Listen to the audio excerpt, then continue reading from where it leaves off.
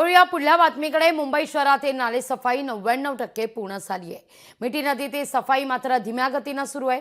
मिठी नदीतील सफाई केवळ 62% पूर्ण झाल्याने डेडलाईन संपल्यानंतर देखील मुंबईत नालेसफाई सुरूच आहे असं चित्र आहे। आढावा घेतला आपले प्रतिनिधी भूषण शिंदे यांनी।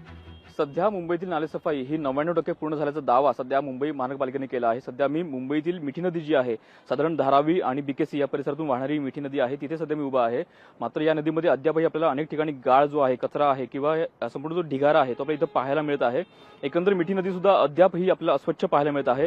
सध्या तरी 26 मे रोजी जो मुंबईत मोठा पाऊस झाला होता तेव्हा अनेक ठिकाणी मुंबईमध्ये पाणी साचलं होतं, अनेक ठिकाणी पाणी तुंबलं होतं, त्यामुळे कुठेतरी संपूर्ण नालेसफाईवरती प्रश्नचिन्ह उभं राहिलं होतं। मात्र सध्या तरी अजूनही साधारण जून महिना हा अर्धा उलटला तरी सुद्धा कुठेतरी अजूनही नालेसफाई जी आहे ती आपल्याला अर्धी झालेली किंवा अपूर्ण असलेली पाहायला मिळत आहे। आणि एकंदर मिठी नदीच्या शेजारी आपल्याला सध्या मोठी मशिनरी पाहायला मिळत आहे आणि अजूनही गाळ काढण्याचं, गाळ उपसण्याचं काम सध्या सुरू आहे। आणि एकंदर जो गाळ काढलेला आहे तो गाळ सध्या अजून किनारीच आहे, त्यामुळे पुन्हा जर मोठा पाऊस आला तर हा गाळ पुन्हा पाण्यात जाईल का, असा देखील सध्या शक्यता वर्तवली आहे। त्यामुळे येत्या काळामध्ये नालेसफाई ही अपूर्ण आहे हे स्पष्ट होत आहे।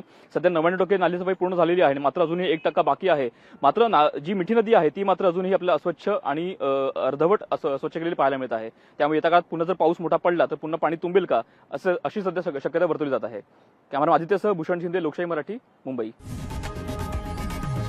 लोकशाही मराठी ऐका, पहा, जागरूक रहा।